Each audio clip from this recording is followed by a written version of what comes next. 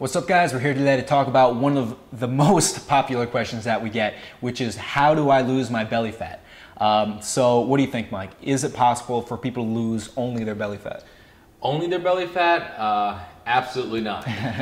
And so this is why, ab crunches and stuff like that isn't effective, because you can't just get rid of the fat around your belly. There's no such thing as spot reduction. And a lot of guys don't understand that. A lot of people don't, because if you talk to people, a lot of times they'll say something like this. They'll go, yeah, I want to go ahead. I'm happy with my arms. I'm happy with my chest. I just want to go ahead and just lose the midsection, just right here. My legs look fine, just right here. And I'm like, well, you can't really just do right there. Well, what do you mean? And it's like, so no such thing as spot reduction. Think about it this way, when you see somebody who lost weight, most of the time you notice that it's not like, they took off their shirt and you're like, wow, your abs look more defined, It's no, you see the weight loss actually in their face first, right? Usually like somewhere around here, the double chin starts to disappear, right? The jawline, stuff like that. And that's actually because they lost fat everywhere. So when they do take off their shirt, will their stomach be flatter? Yeah, but so will their face, so will their arms, chest, legs. They'll go down in pant size. They lose fat everywhere. So that's why when you concentrate on losing belly fat, you actually have to concentrate on losing fat everywhere, because that's the key. You can't just do it in your belly.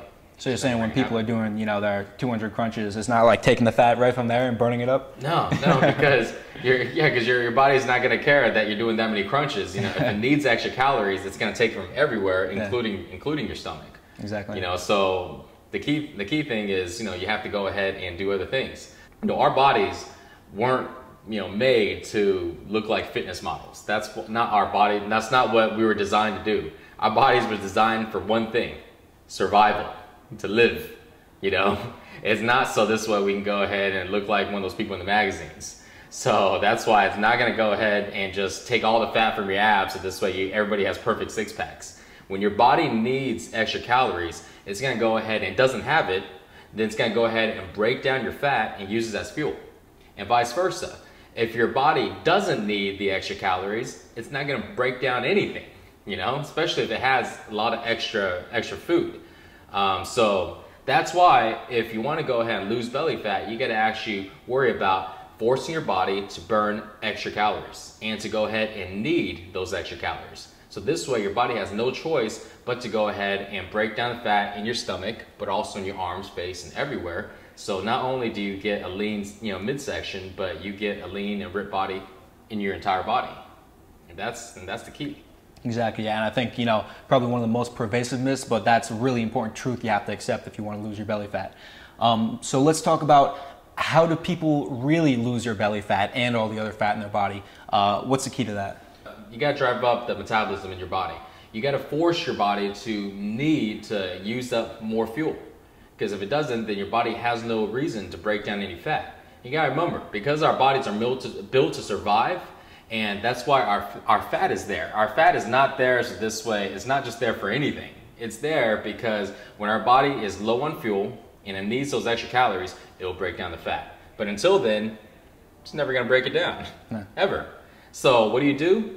You have to go ahead and force your body to do that. And how do you do that? Well, you do that by increasing your metabolism. That's why there's all this ring about how metabolism is so important, because the metabolism is basically our way of explaining why our body needs to go ahead and burn up more calories. That's kind of our way of gauging that. So we have to increase our metabolism. And there's a few ways to do that, right? Yeah. First one is the way you lift. Heavy compound movements. Dan does those all day long. He may do one exercise, probably burns a lot more calories than when I see somebody does like 3 exercises. Why? Because he's using heavy weight, he's using compound movements, so this way he's forcing multiple muscle groups to do work at one time. Think about it this way. Think about somebody who's exercising, right? And they use like one muscle group, okay? Or let's say they use 2 muscle groups.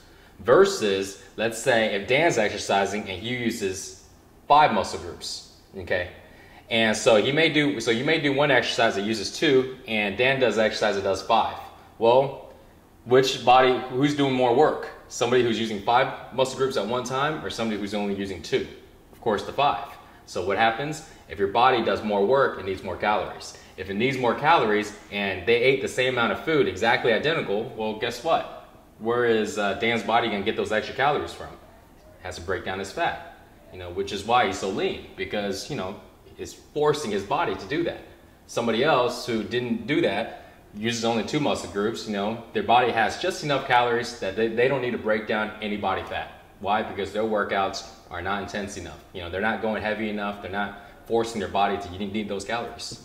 Yeah, and so that heavy compound exercise is like really, really such an important key, and nobody thinks about that as a way to lose weight, but no, really they think like, I'm not going to be a power lifter. Yeah, I'm exactly. Heavy, yeah. But no, it's not like that. Exactly, yeah. And we've said this in a few other videos too, but heavy compound exercises and increasing metabolism are the reason why we can eat tons and tons of food and still stay lean. Exactly. And like, I really believe that those people who are trying to diet and stay lean through just eating a very, very low amount of calories, you can do that for a little while, but can you really do that for the rest of your life? I mean, it's not sustainable. Their body's a plateau. Yeah, exactly. Because like we talked about in another video, when they diet, their metabolism just crashes. Yeah. And it just crashes, and their body actually burns less calories when they diet.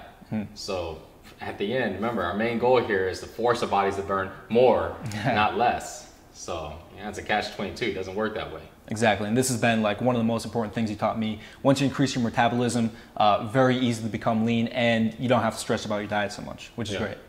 Yeah, another key thing to do is to increase your metabolism is keeping your rest times short.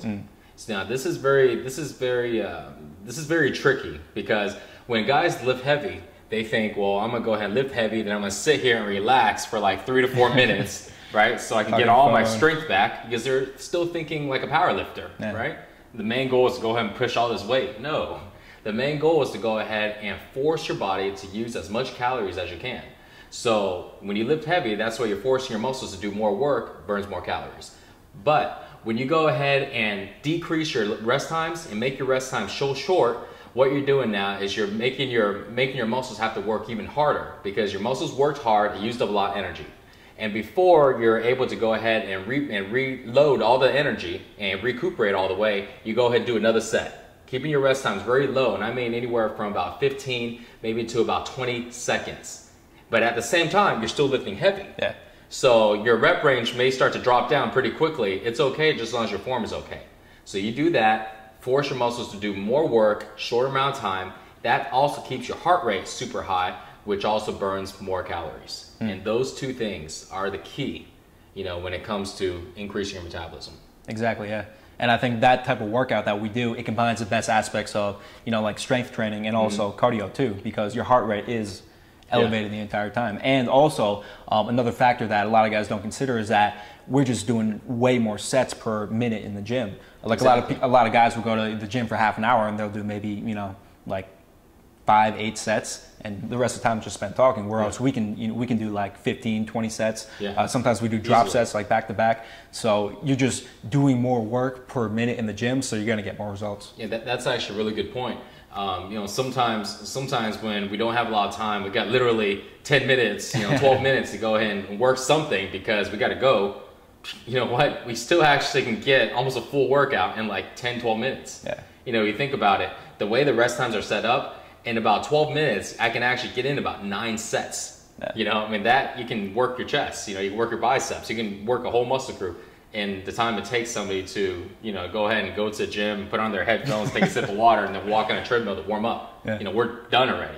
So think about it. Sometimes if we do work out for like an hour, we did more work than somebody, spending like 2 days or 3 days working out, because we're able to get so much volume in because of how short those rest times are. Exactly, yeah. And I remember this one time I was in a hotel gym and it was going to close in 10 minutes. I'm like, man, what can I do in 10 minutes that's going to be effective? So I'm like, okay, so all I'm going to do, because there was like nothing there except like a pull-up bar, I'm going to do 100 pull-ups with as little rest time between sets as I can. And I do 100 pull-ups, and that was like a really good workout. Yeah. In just 10 minutes with like no equipment. So, obviously that's not going to cut it in the long term, but that's how much more you can accomplish in the time if you minimize the rest. Yeah, and I bet you're pretty sore from that too. Yeah, definitely.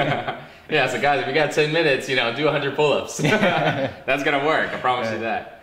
But get more tips. You can check out the website at sixpackshortcuts.com, and we have a whole bunch more information to go ahead and share with you to help you lose belly fat.